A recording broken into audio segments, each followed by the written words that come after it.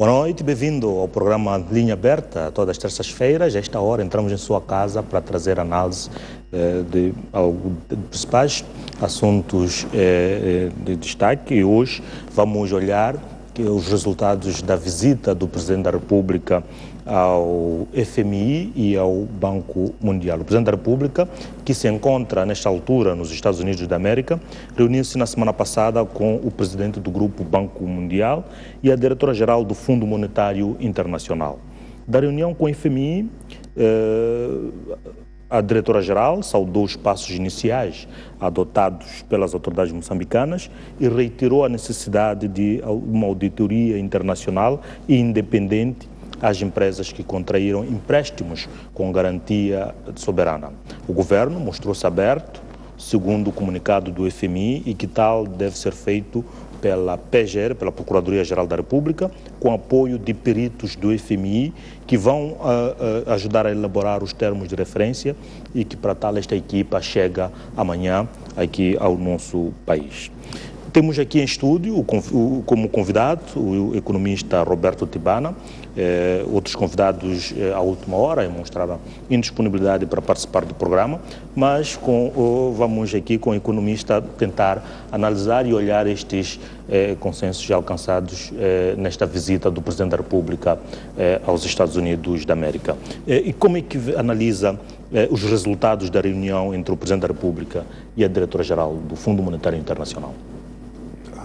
Eu considero que estes resultados concretos são um passo muito importante na direção certa.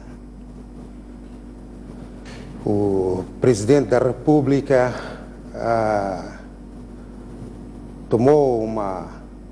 assumiu um compromisso bastante sério e muito corajoso. E ele é de ser congratulado por isso, por ter passado de um período de hesitações, de dúvidas, provavelmente consultando, debatendo com os seus pares no seu partido, sofrendo pressões, e saindo daqui, de facto, com toda a gente sem saber o que é que ele vai fazer, o que é que ele vai dizer, o que é que ele vai trazer. Eu duvido que ele próprio sabia exatamente o que podia trazer, como provavelmente tivesse 2 ou 3 cenários na mão, mas não podia. Os encontros foram rápidos, começa no governo com os Estados Unidos da América, um encontro bastante rápido, sem grandes comunicados no fim. Depois do Banco Mundial a mesma coisa, e depois com a senhora Lagarde vem o desfecho.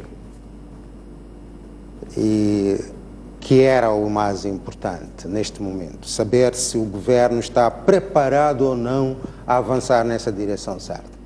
E o que ele disse é que está preparado para avançar nessa direção certa, mas como eu disse, é um passo. Nós vamos ver aqui as implicações que isso tem e a importância de clarificar desde já alguns aspectos que se referem já à substância. O que é que na realidade se acordou? Porque há aqui também um pouco de...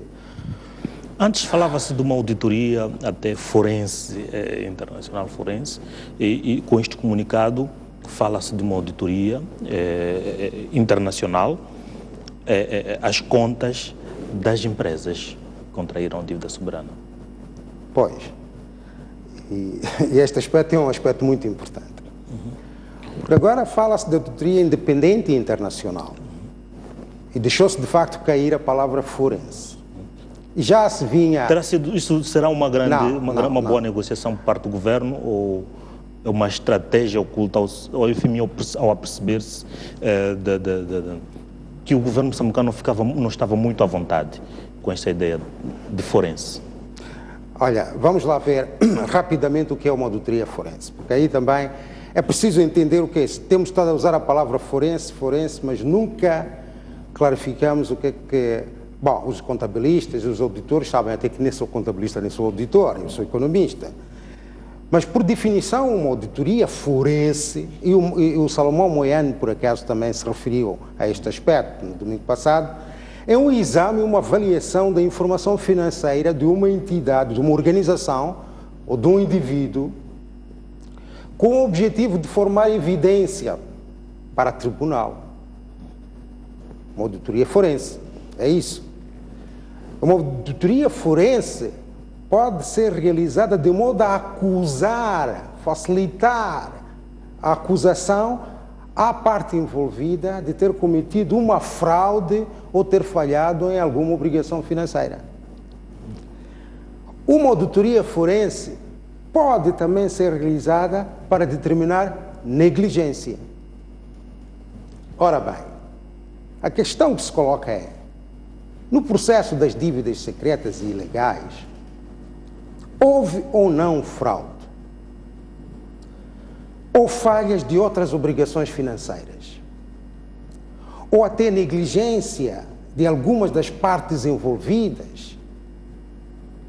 Em primeiro lugar, até dos agentes nacionais envolvidos.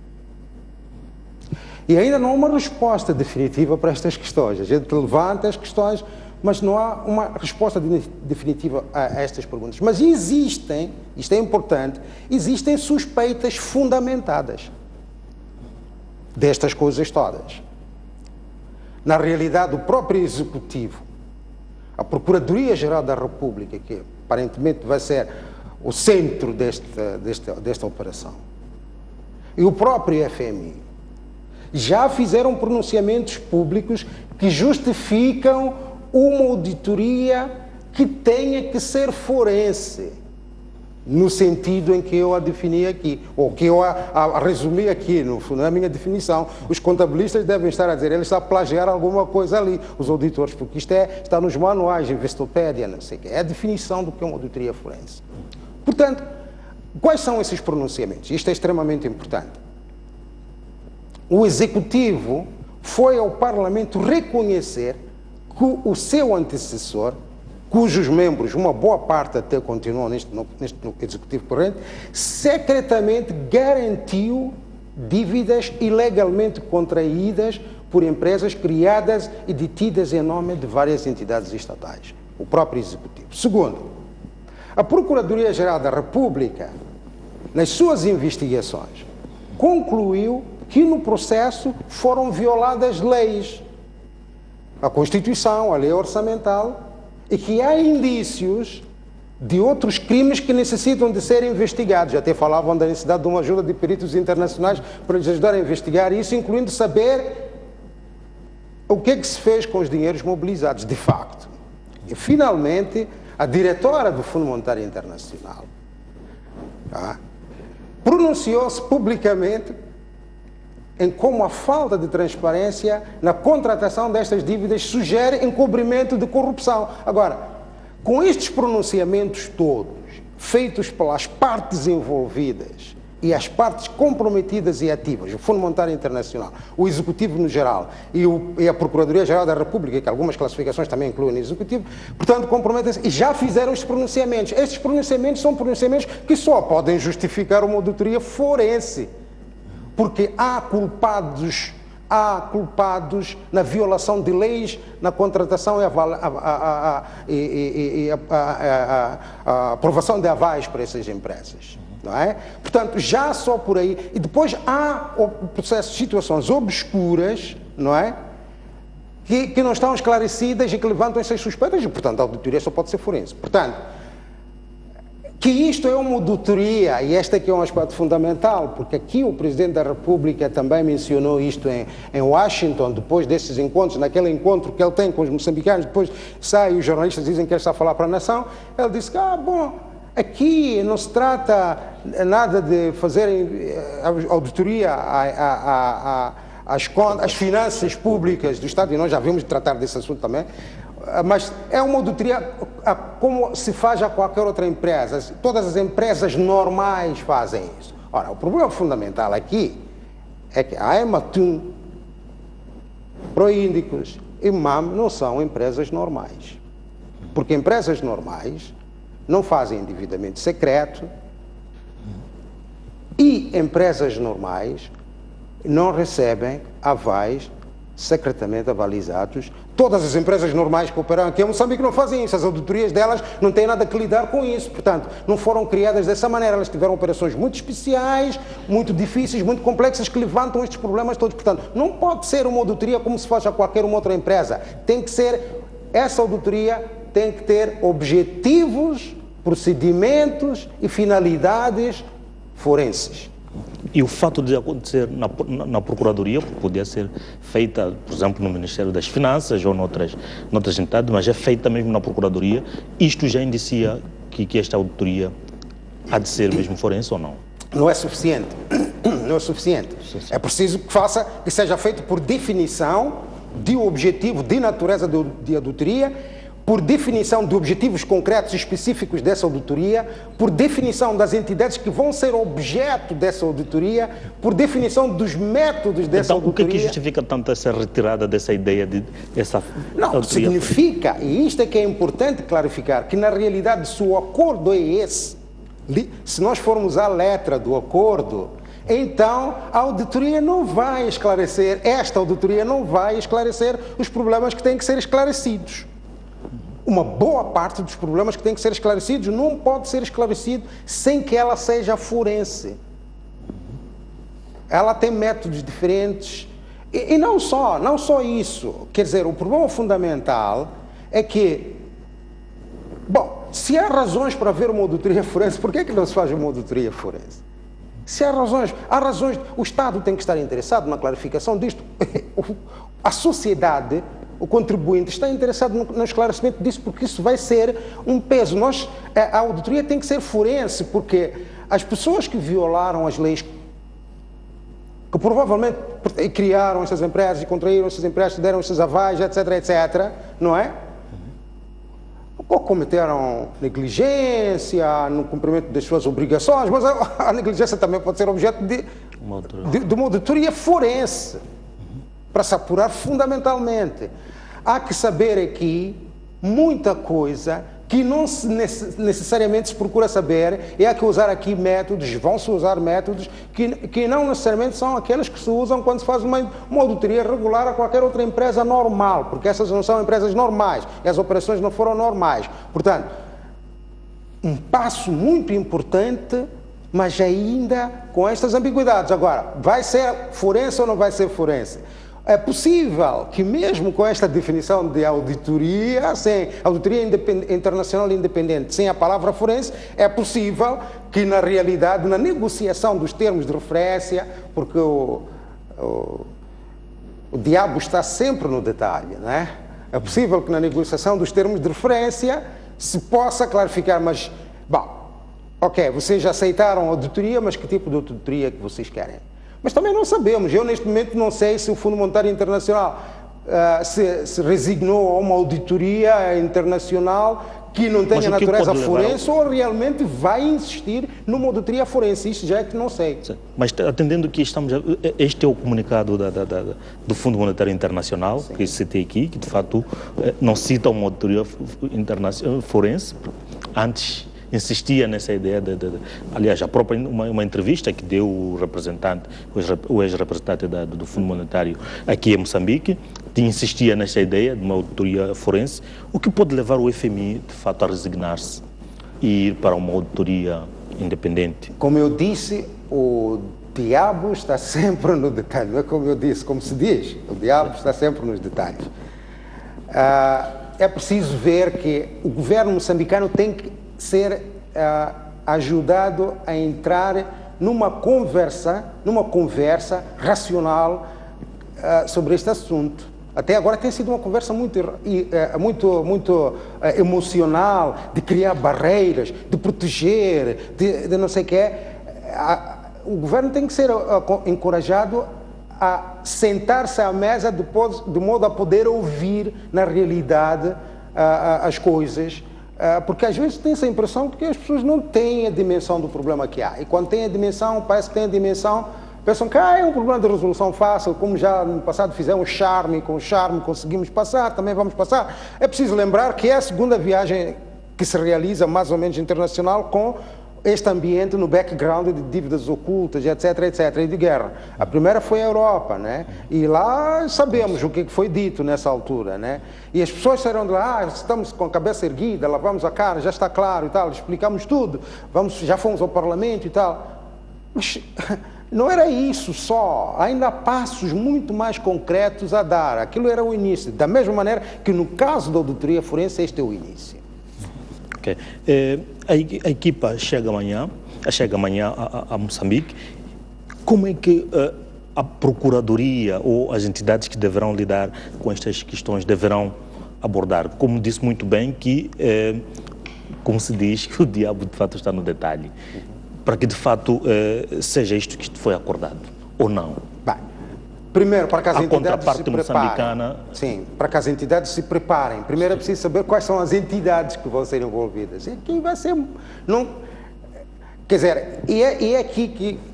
Como é que, por exemplo, até agora, eu vou dar um exemplo, até agora o governo foi ao Parlamento e pediu ao Parlamento, para o Parlamento legalizar retroativamente estas operações, porque não tinham entrado na conta geral do Estado e não tinham entrado na análise do Tribunal, portanto, porque não existiam, não estavam refletidas em nenhum sítio, documento oficial, era tudo secreto, portanto, nunca foram debatidas na Assembleia. E eles foram lá pedir, naquela sessão de explicação pública, foram lá pedir também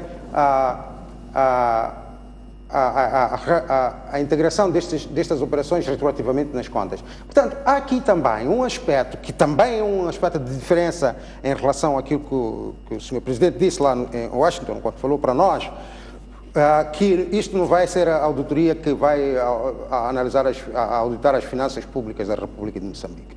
Isso é um problema muito sério, porque isto tem implicações nas finanças do governo da República de Moçambique. É por isso mesmo que esse governo foi ao Parlamento, pediu para o Parlamento retroativamente aprovar a integração disso na conta geral do Estado. Então, é preciso olhar também para a conta geral do Estado, é preciso olhar para as operações financeiras, é preciso olhar para as instituições estatais, o Ministério das Finanças, as operações do Ministério das Finanças, as finanças públicas têm que ser olhadas para este aspecto, portanto não se pode excluir. É por isso que a questão de quais são as entidades, é só aquelas 3 empresas e para por aí, ou as outras entidades são ouvidas por extensão, ou as outras entidades são também objeto nas suas operações financeiras desta auditoria. Eu vou dar um exemplo.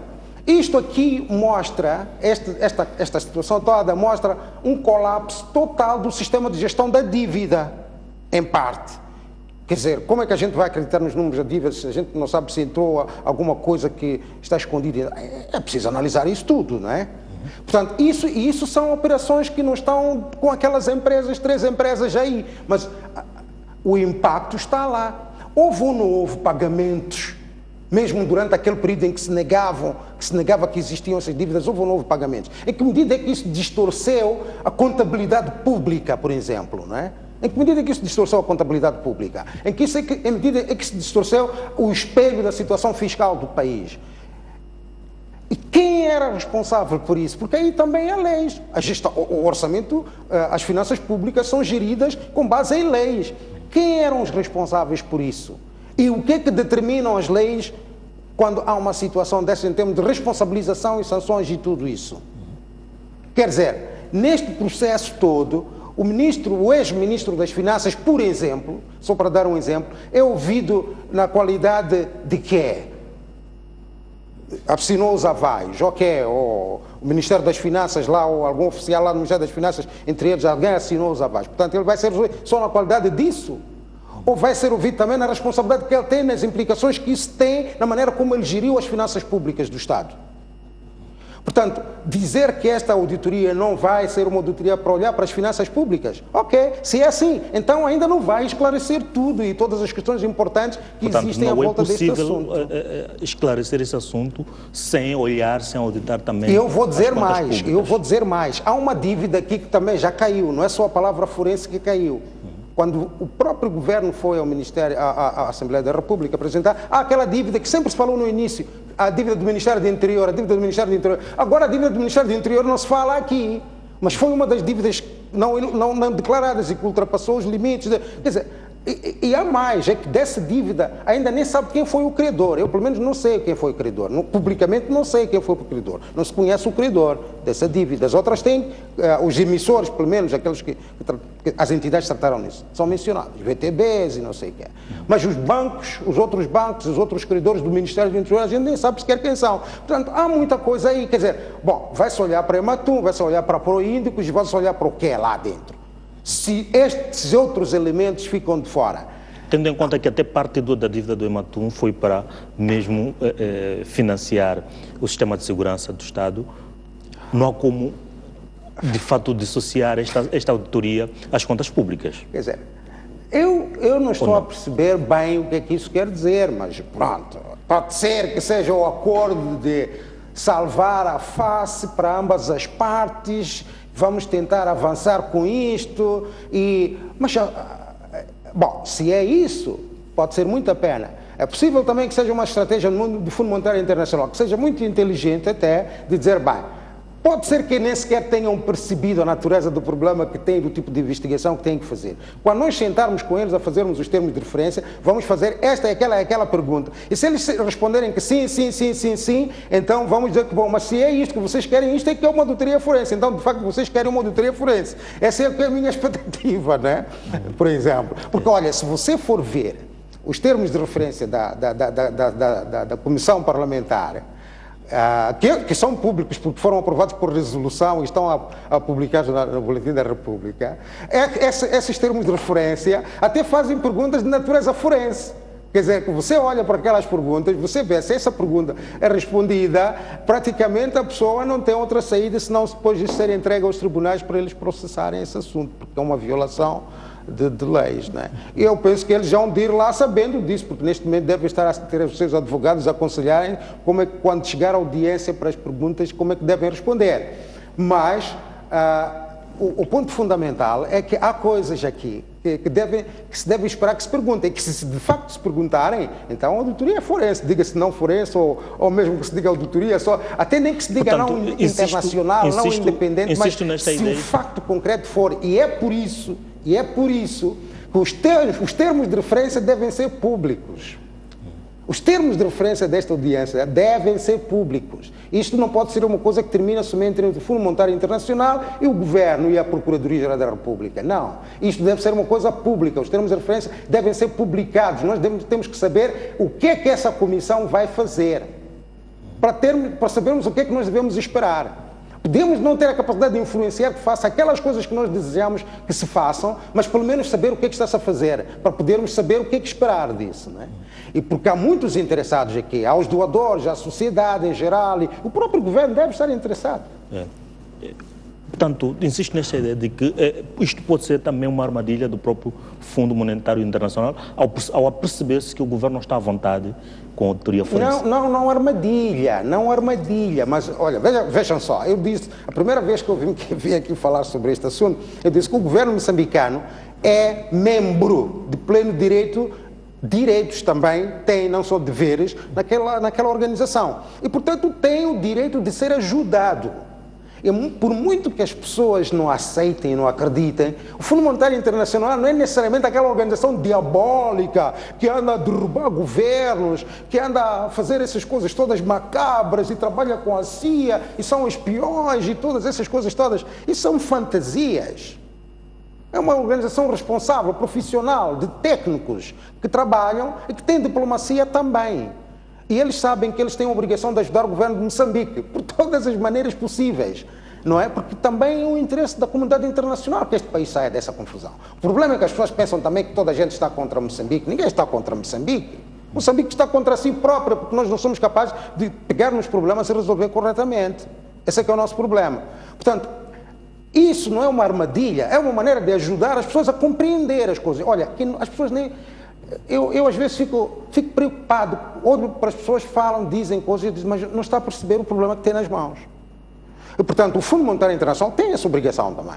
Faz por várias formas de assistência técnica. Isto é também uma forma de assistência técnica. Epá, vocês têm um problema bicudo aqui, a única maneira de sair disto é isto. Porque se não saem daqui, vão pôr em complicações. Epá, todo um futuro, não é? Por causa de uma coisa que se deve esclarecer. Todas as sociedades cometem erros e todas as sociedades têm que encontrar uma maneira de resolver estes problemas.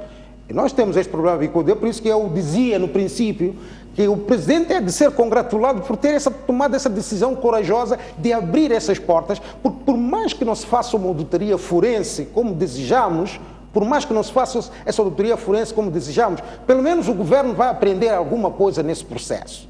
Esperamos, não é? E depois a auditoria forense ainda se vai fazer um dia.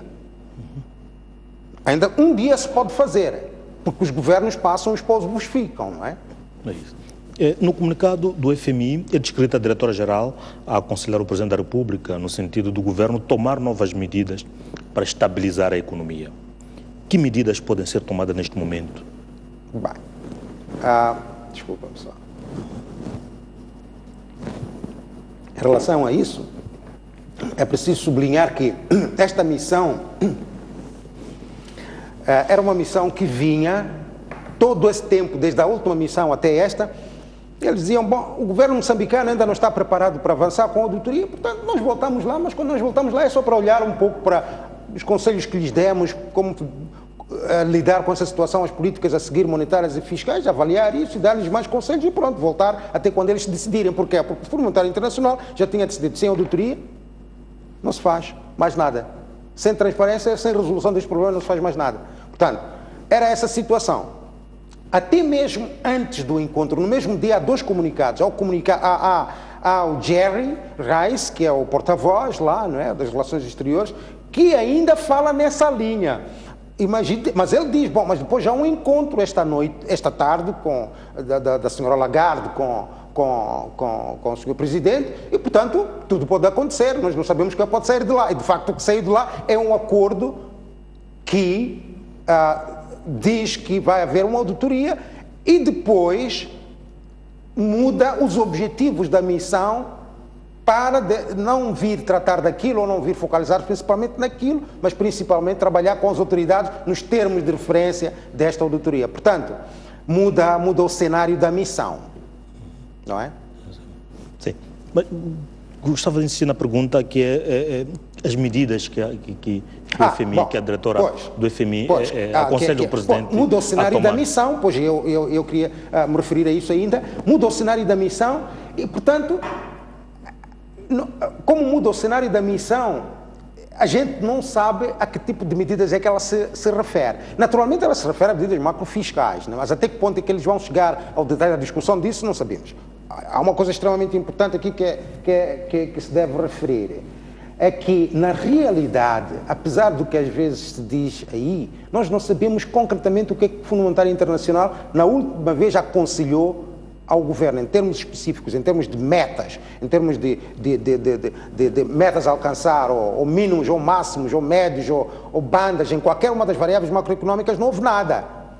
O Fundo Monetário Internacional pode ter discutido isso com o governo, mas muito extraordinariamente por caso dessa missão e contrariamente a outras missões, mas também explicando-se porque a revisão não acabou, eles não tiraram aquelas tabelas que normalmente tiram, que indica os resultados da análise das contas e as projeções para os anos seguintes, não tiraram nada.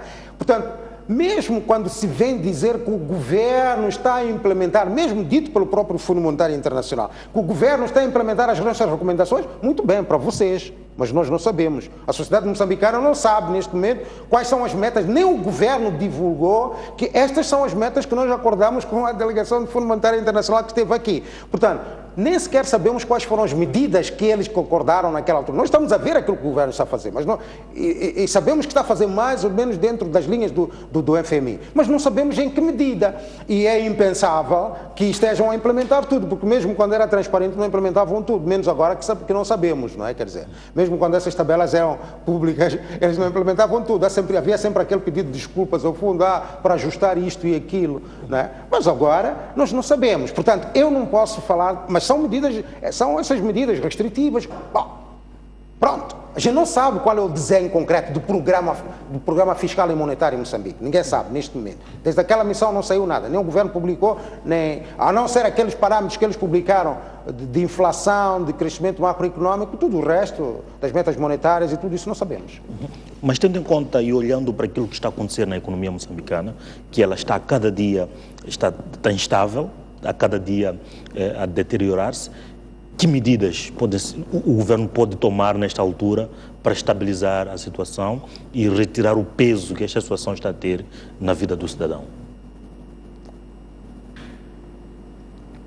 Isso é uma outra agenda para a qual eu não vinha necessariamente preparado hoje, né? Que é falar das perspectivas macroeconómicas e fiscais, do meu ponto de vista. Eu posso fazer isso numa outra ocasião, porque eu estou a trabalhar nisso, mas eu não vinha preparado para isso. O que eu vou insistir é o seguinte, e isso é uma afirmação que eu tenho feito várias vezes, e eu vou fazê-la agora, já que me perguntou isso, estamos a desviar um pouco da agenda. É o lado fiscal que falta. Nós estamos a trabalhar, estamos a viver agora na base de um orçamento retificativo que não foi retificativo. Esse orçamento não foi retificativo, do ponto de vista fiscal. Retificou as operações e tal, mas a estratégia fiscal não foi retificada. O déficit, que é aquilo que gera dívida, foi aumentado. Não me interessa que venha o ministro das Finanças dizer, mas cortei na despesa. Ok, mas cortou não o suficiente, tendo em conta aquilo que está a perder na receita. Pronto. Então, a sua obrigação é manter um orçamento que permita ao país viver dentro dos limites financiáveis. Eu disse já da outra vez que nos meus cálculos, usando os parâmetros todos, os dados históricos todos e os parâmetros normais que a gente usa para fazer estes cálculos, podem haver várias variantes, o déficit financiável, aquele que o governo pode se dar ao luxo de incorrer, nessa fase em que estávamos a falar, estava na ordem dos 5%. O déficit planificado, o déficit planeado, aquilo que estava no orçamento do Estado planeado, quando foi apresentado em dezembro, não é? E aprovado em dezembro, quando foi aprovado em dezembro, era de 10%. O déficit do orçamento retificativo é de 11%, é mais grave do que o déficit. E eu estou a olhar, é a primeira variável que o Ministro das Finanças deve olhar e dizer aos seus técnicos, eu quero retificar a estratégia fiscal. E o indicador da minha estratégia fiscal é como é que eu vou me comportar em termos das necessidades de financiamento. E tendo em conta todas as dificuldades que eu posso ter no mercado, os custos e as restrições, etc., os impactos que esse financiamento pode ter para a dívida, que já é muito elevada, e para o funcionamento da economia, do resto da economia. Decidir isso, não posso ir para mais de 5%, não posso ir para mais de 6% em termos de déficit, porque... Pronto. Então os técnicos vão lá, juntamente com os ministérios sectoriais, e discutem em detalhe quais são os planos de receitas e despesas que devem ser ajustados de modo a materializar aquele déficit, porque aquele é que é o indicador. E, sobretudo, nesta fase da crise da dívida, nenhuma medida deve ser tomada fiscal que agrave a dívida. Portanto, se há alguma medida que vem para aí, eu espero que ela se dirija a esse aspecto. Primeiro. Agora, os detalhes de quais são as implicações disso para o funcionamento da economia devem ser discutidos ao nível sectorial. Quais são os setores prioritários? Quais são os projetos prioritários? Eu tenho uma história muito engraçada que eu não vou contar aqui, não é?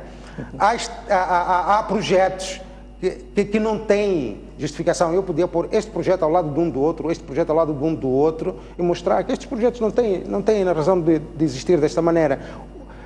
Por exemplo, se tu vais aqui ao Chibuto, hoje, pela via do Chissano, não é? Aquela estrada, a partir dos 12,5 km do cruzamento de Chissano, a entrar pela estrada para o Chibuto, até a 20 km, aquela estrada toda está partida. Cerca de 5, 6 pontos, pequenos e grandes ali, estão completamente partidos. Metade da estrada não existe.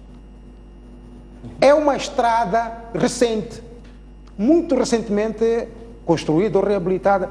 O tapete dela, aquilo é areia, e depois da areia, uma coisa fininha assim de alcatrão. Em certos troços daquilo, parece que houve um terremoto. Eu até coloquei isso nas redes sociais, está por aí, né? As pessoas podem ver. E os jornalistas com quem eu falei, os diretores de informação com quem eu falei, disseram que vão para lá.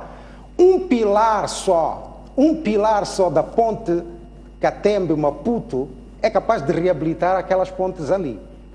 Os engenheiros que vão lá ver e os homens das estradas que vão lá ver aquilo e venham dizer publicamente que estou errado. Porque eu não fiz as contas do betão que entra lá, mas aquilo que está lá, e se aquela via, as primeiras chuvas que vierem, aquela via vai ficar cortada. E as pessoas, para fazerem a ligação para os chibutas, as mercadorias, as pessoas, isso tudo, vão ter que ir para a parte norte de Xai-Xai, que são mais 75 quilómetros para poderem vir para Maputo, adicionais, né?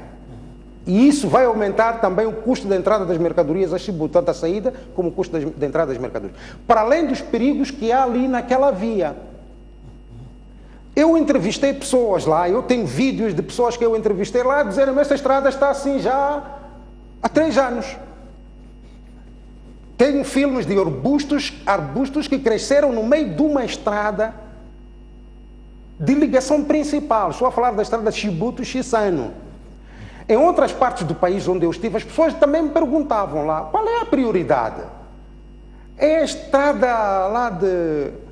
ou é a ponte de Maputo-Catembe? Estavam a falar de estradas semelhantes a essas que ligam cidades, vilas, distritos, não sei o que, zonas de produção, de escoamento, que são custos de manutenção só. E nós estamos a fazer grandes projetos e tudo isso, e estamos a deixar de fazer a manutenção. Portanto, em termos de, uma vez determinada a estratégia fiscal, depois entra essa discussão, que não foi feita no orçamento retificativo, mas que eu aconselho que se faça para o orçamento de 2017, porque estes problemas de restabelecimento da confiança, refluxo de financiamentos, etc., etc., para o governo não se vão resolver completamente no próximo ano, para dizer que o orçamento do próximo ano já vai ser financiável a estes níveis de déficit que nós estamos. Não vai. Não há recursos para isso. Então, bom, deixou-se o orçamento retificativo porque pensava-se que este assunto é passageiro. Agora espero que as pessoas entendam que até a auditoria ser realizada, começando por a negociação dos termos de referência, onde eu tenho que dizer que eu penso que há vários grupos que vão estar interessados, os doadores, por exemplo, não vão deixar este assunto só ficar entre o Fundo Monetário Internacional e o governo moçambicano. Não, eu penso, espero que não. E eu até lhes aconselho a entrarem nessa negociação e a financiarem o estudo, a financiarem este trabalho. Os doadores, na minha opinião, no meu conselho, é que eles deviam financiar, porque o governo tem que ser uma auditoria feita por empresas credíveis, independentes. Os técnicos completamente dedicados a esse trabalho, não vai... Quer dizer, algumas pessoas até começam a avançar empresas, aí nomes de empresas. Não. Isto não é para ir chamar uma empresa aqui, é Maputo que faz... Isto são investigadores forenses internacionais que devem vir fazer isto. Também porque tem que trabalhar depois nas capitais internacionais da jurisdição, das origens das operações, disso tudo. Lidar com os reguladores desses países. Há aspectos diplomáticos aqui, nós temos que conseguir a abertura para esclarecer isto junto dos reguladores lá. Os governos têm que fazer a diplomacia e isso tudo. Portanto, os doadores devem entrar neste jogo para financiar, para apoiar e para facilitar isso, mas sobretudo também para exigir que esta e todos nós devemos exigir que esta seja pública, não seja como aquela do Banco Austral, que até hoje foi financiada pelos doadores, fez-se tudo isso e nunca se sabe nada. E é importante dizer isso, porque nestas coisas, às vezes, nós entramos em situações muito delicadas, perdem-se vidas com isto. Nós temos situações graves sobre as quais nós temos que virar a esquina para que nunca mais as pessoas que pensem que impunemente podem fazer este tipo de coisas. Bom, ninguém está a chamar aqui nenhuma guilhotina, ninguém está aqui a chamar prisões perpétuas ou sei lá, não, estamos a chamar, pelo menos, de uma correção moral que é necessária. É necessária que uma correção moral, uma contrição. As pessoas têm que entender que a sociedade está indignada, não pode aceitar isto desta maneira, e que isto tem que estar claro para que os jovens e toda a sociedade aprenda que não é assim que se dirige, que se fazem as coisas. E para podermos ser ressarcidos e entrarmos no caminho, recuperar o pouco que seja possível recuperar e ir à frente. Okay. Bem, Dr. Roberto Bana, vamos neste momento observar um breve intervalo. Na segunda parte, vamos contar com a participação dos telespectadores. E vamos a um breve intervalo, até já.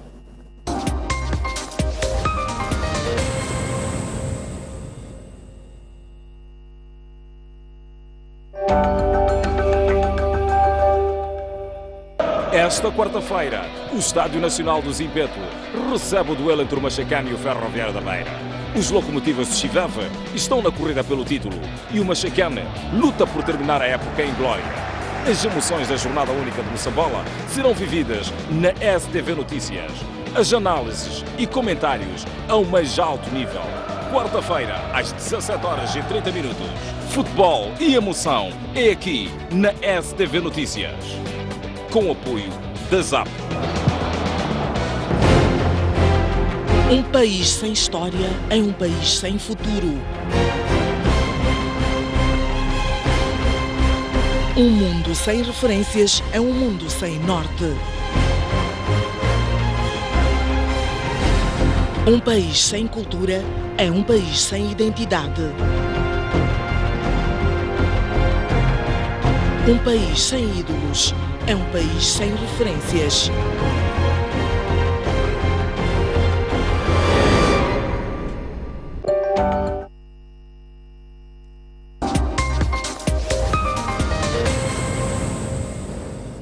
Bem, voltamos para a segunda parte deste programa e a partir deste momento os caros telespectadores podem se juntar à antena através do número de telefone que já está em rodapé, mas também podem enviar e-mails para poder participar, deixar ficar aqui a sua opinião à volta deste tema que está hoje aqui em análise no programa Linha Aberta.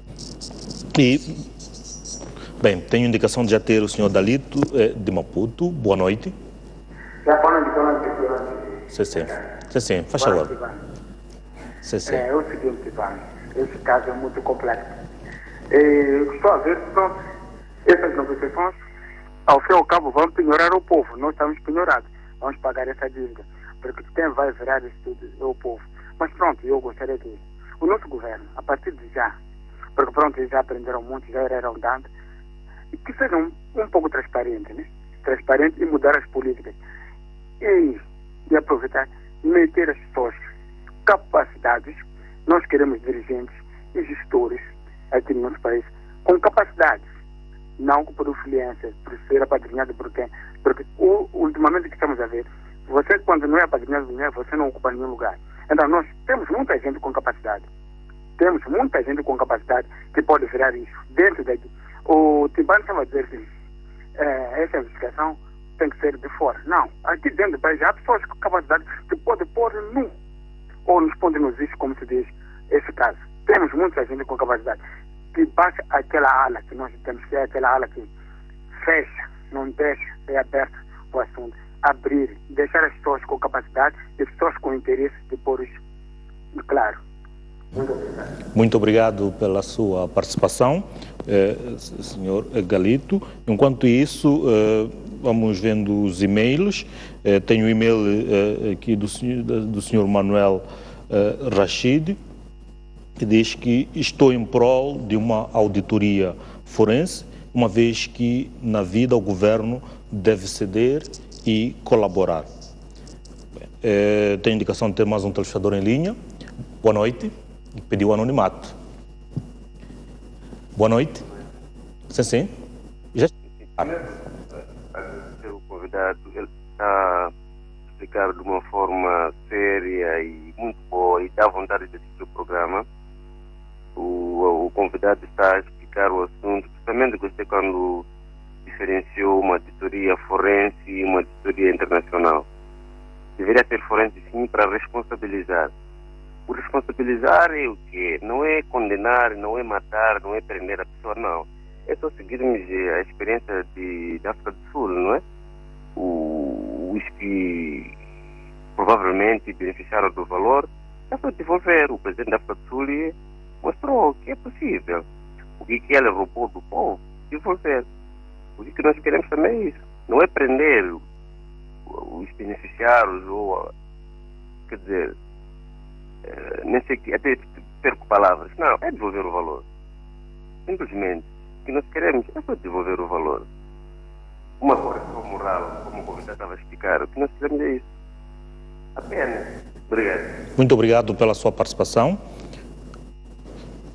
Temos as linhas abertas, os números que os telespectadores podem ainda participar, ligar, enviando e-mails para, portanto, deixar ficar aqui a sua opinião à volta deste caso. Tenho mais um telespectador em linha. Boa noite.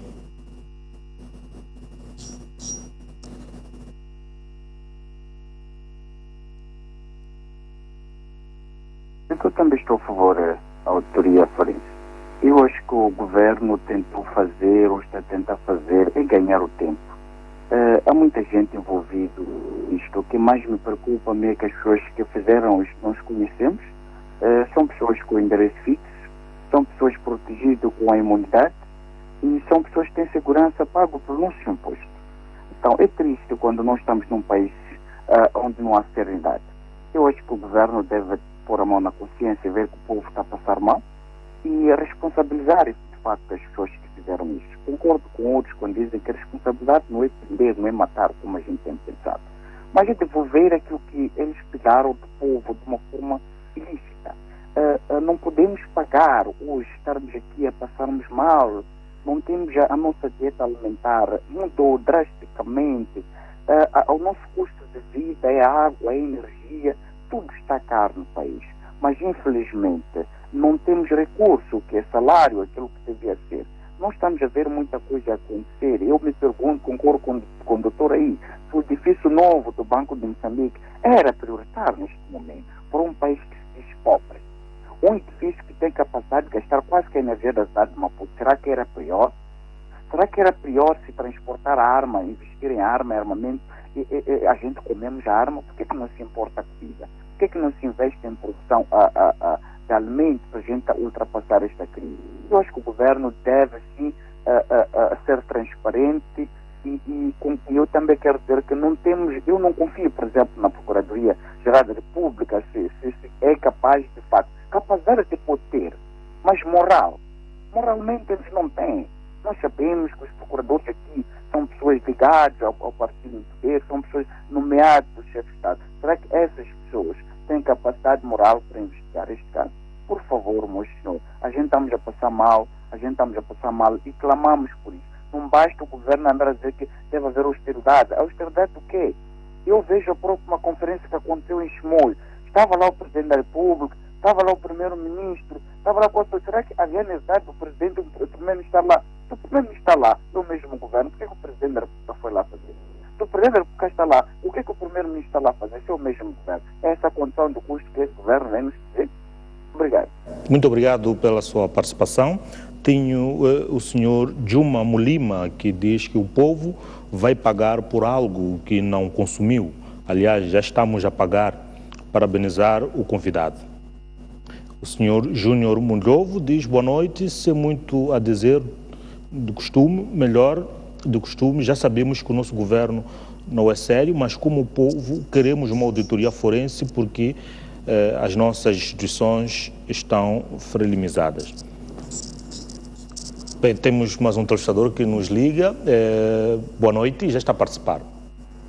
Sim, boa noite. Sim. Bem, primeiro parabenizar aí o convidado. Sim. Sim, queria primeiro parabenizar aí o convidado que está a dar um bom contributo. Sim. E segundo, vou com relação ao assunto. Um essencial para nós, acho que era melhor responsabilizarmos as pessoas. Não podemos só estarmos preocupados, devia ser o próprio Moçambique a responsabilizar as pessoas.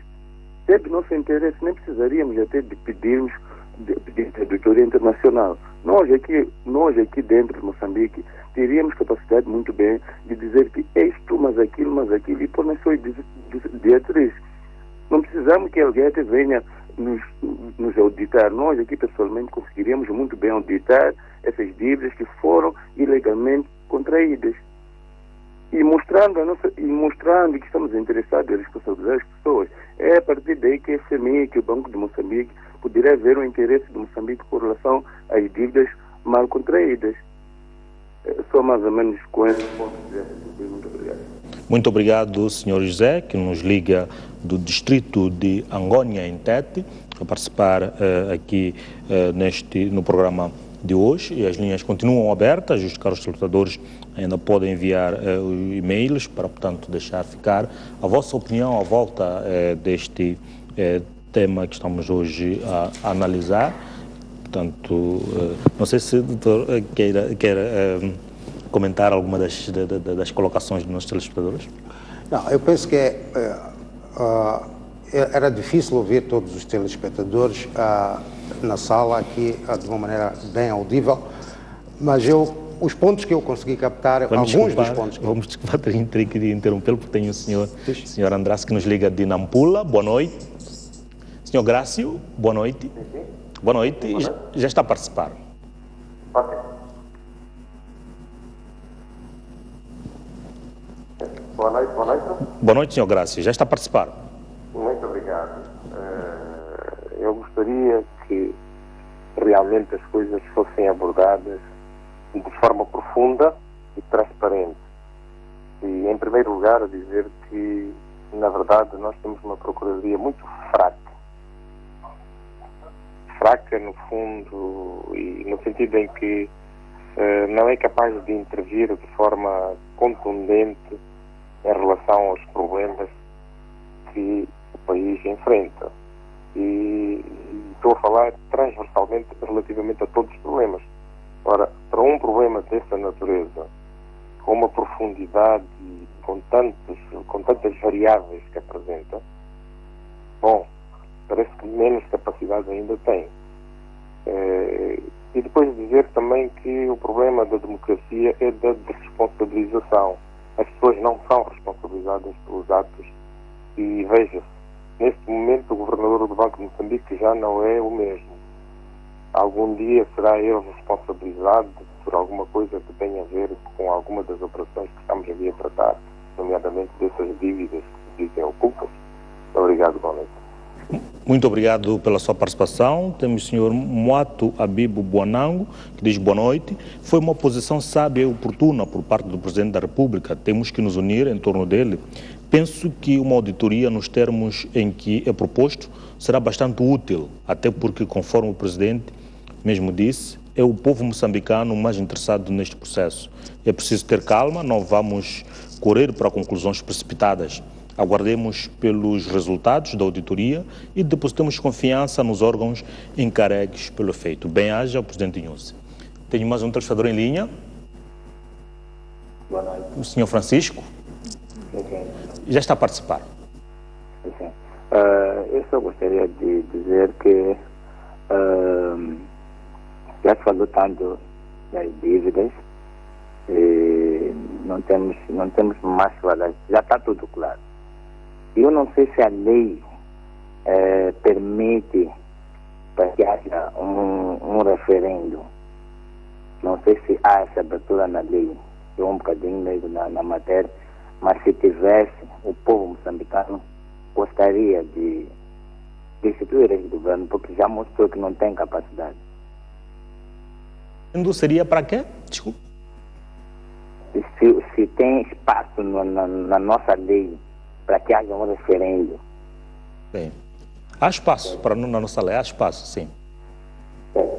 Sim, que haja um referendo, porque já se mostrou de todas as formas que o governo não tem capacidade para gerir esse problema.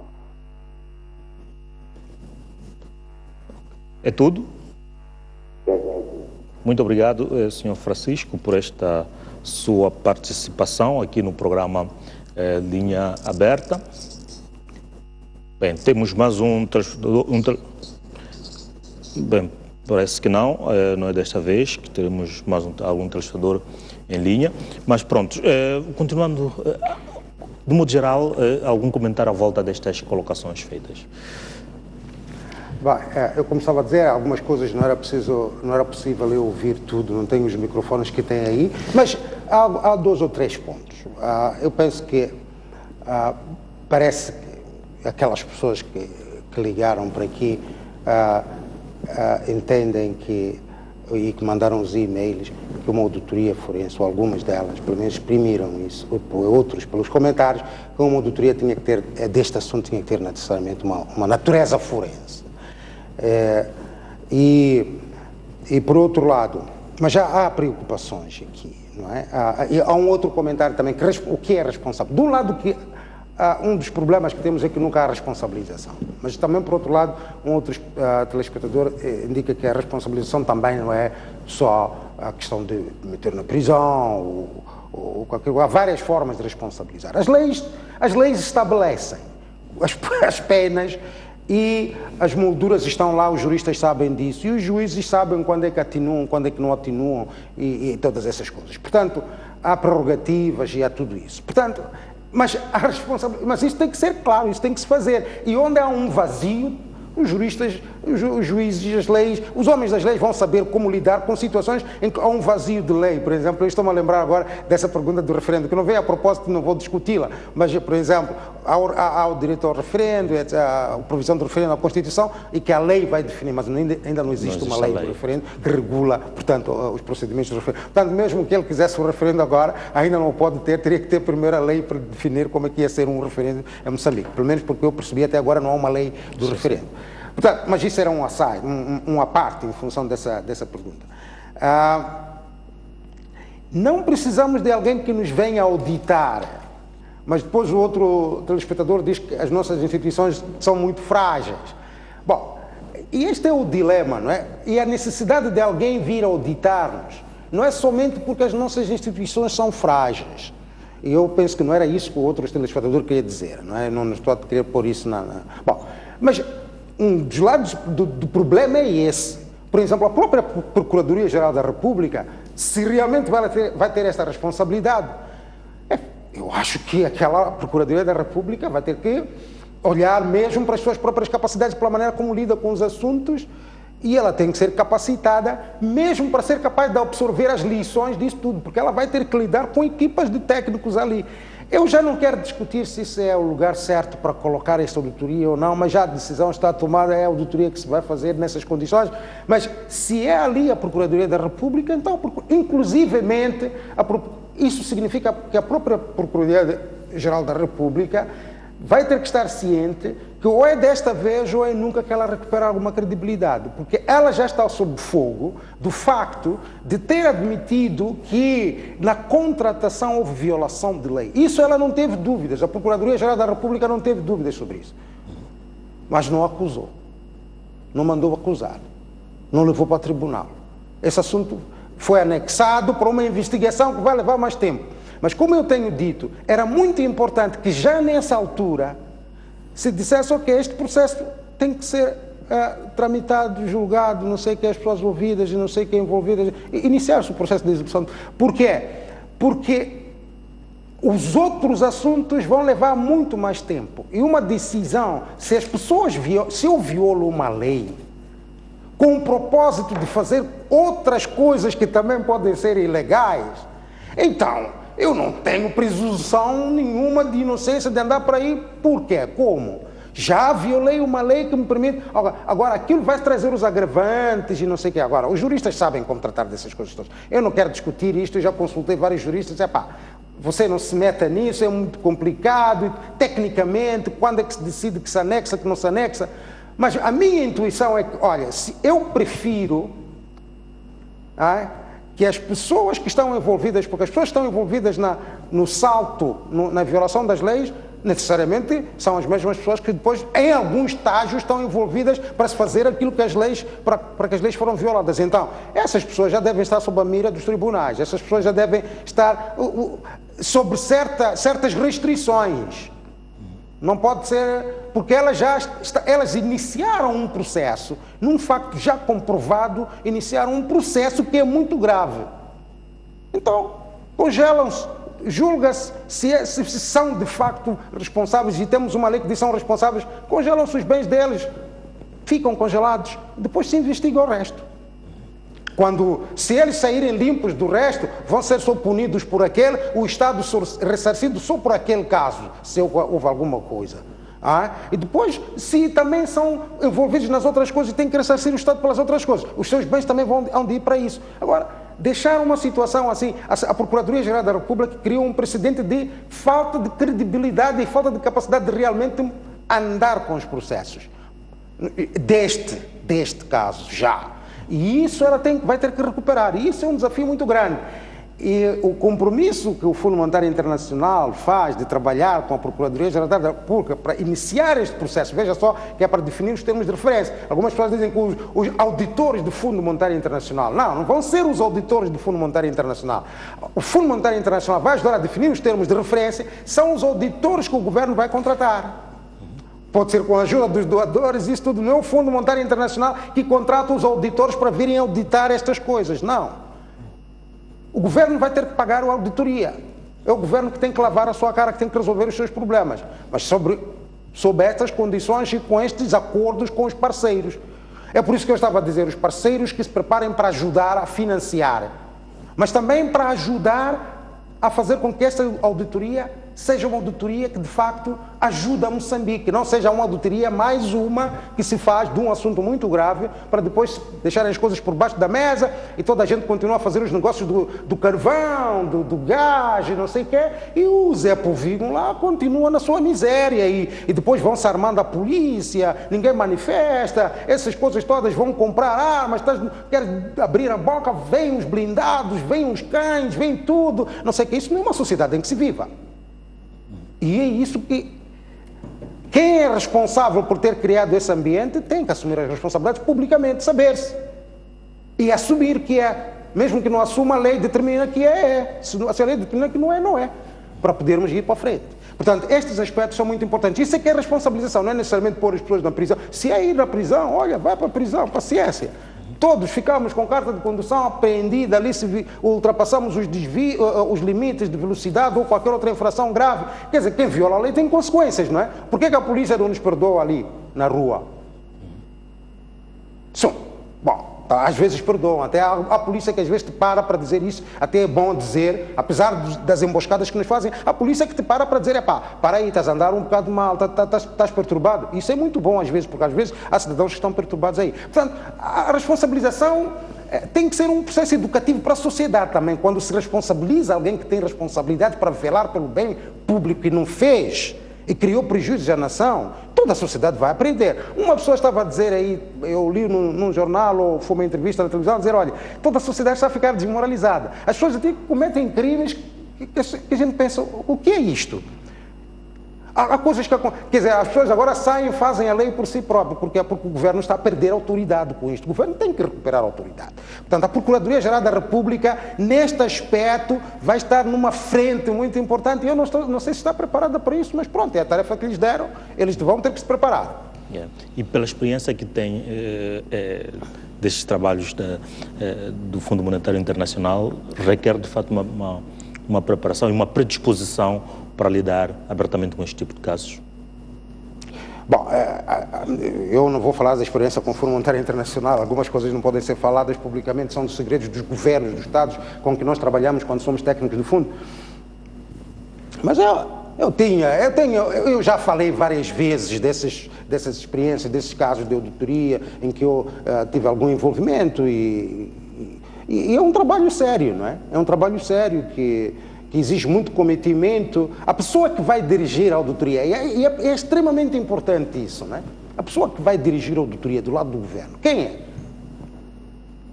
Tem capacidade, está capacidade, qual é o tipo de suporte que vai precisar em quadros nacionais, quadros estrangeiros, para realmente, e por causa da confidencialidade dos processos enquanto decorrem, como é que se vai criar essa equipa que vai trabalhar nisso do lado nacional?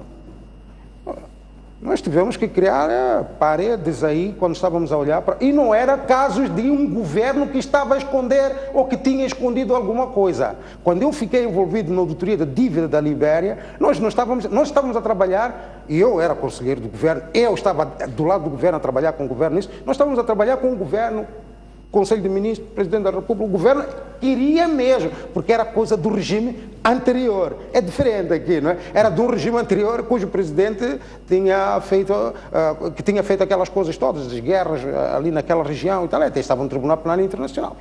Era uma situação diferente, não é?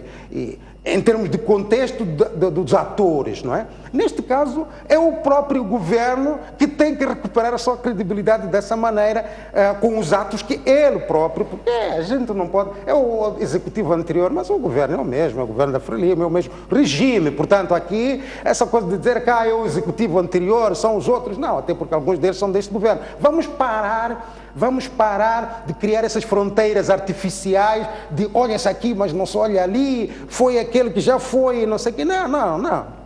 O F já foi. Mas olha, eu pelos meus atos, mesmo como consultor, eu ainda posso ser chamado para dar algumas respostas nos sítios onde eu passei a trabalhar, quanto mais membros do governo. Aqui, não, ele tem uma reforma, a gente paga uma reforma para ele, não é? Portanto, se ele continua a beneficiar, também tem que voltar para esclarecer assuntos que lhe dizem respeito. E se isso implicar que aquela reforma ele perde. Paciência, é assim.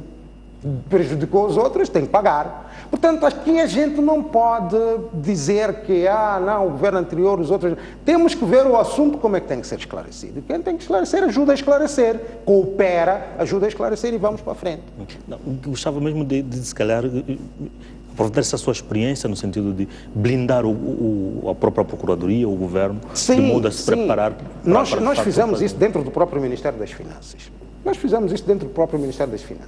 E foi dirigido a alto nível. A própria Ministra das Finanças, né, dirigiu o processo, eu ajudei a dirigir o processo, o chefe do Estado, quando nós começamos nós tínhamos que não só auditar e depois tínhamos que reprogramar, é uma situação diferente, mas o nível de engajamento é o mesmo. Nós tivemos histórias fantásticas, porque depois nisto tudo, nós, por exemplo, tínhamos que fazer o chamamento dos credores, não é? Porque e havia pessoas que tinham instrumentos, de facto, alguns válidos, e havia outros que antes de serem chamados, um dia já tinham vindo depositar instrumentos. Quando veio o novo governo, vieram depositar instrumentos de obrigações do governo lá, que eles deviam... E nós tínhamos que verificar tudo, chamamos forenses. Olha, há aqui um problema até de autenticidade de documentos. Eu não iria tomar valor facial neste momento, qualquer fotocópia, qualquer scan, mesmo que me digam, o original está no cofre, não pode sair porque temos que fazer várias... Eu ainda tinha que encontrar uma maneira de me certificar que me estão a dando a alguém que sabe olhar um documento e dizer se esse documento é autêntico. Neste caso, eu faria isso.